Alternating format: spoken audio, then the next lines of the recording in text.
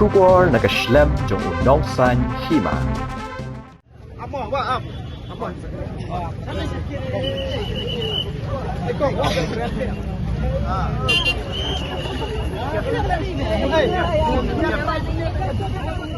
Ketemu Piwan. Lawan Karagut. Oh, Kadwe. Pi dia senang. Nang kesan. Tapi ya tu ini lah kena baca Piwan ni. Di mana ramar kele adu nyo bejeng la ima dan iwan adu untuk kaan beje. Kar baca. Kena baca Pi ni senang. Si bejeng ini nasional. Ame. Kristen ame. Kara bejeng lak ko ini. Sekamut mata Pi tiket Pi lagu nak. Final ni Pi up. Pi up yang ni habar. Teknik apa bang ni kan magi dang pun kita kiat badan kita ki ba lawat badi yang tu ba la sim kabu blak kador. Kena Pi badi belak dah. Ki badi kas tiket ke pasi spa idi do sejar do sam spa ke imla kor sulen.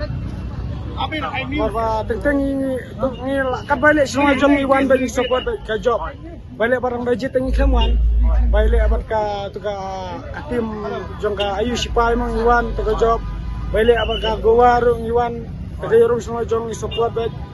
Hang tu tang idang yo amai lah ti lupa. Te menen par ni pati de parok badan sane sulong ke bawah.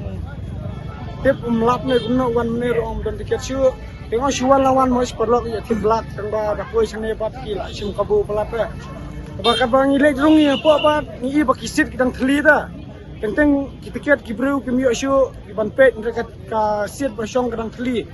Takada benong sim kabu pelat kami wahi ban support ban kersian mau taka. Pada keselong ajong ngai ban support kena bakan job mah.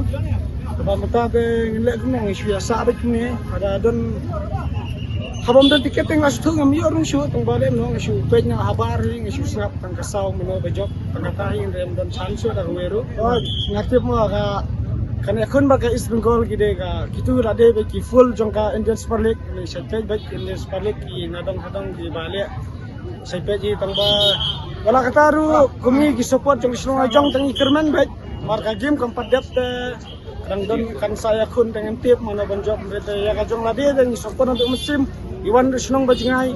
Biasa gitu gibadi kita di tang arspa ru sim pasya tang spa lah kambiang mah.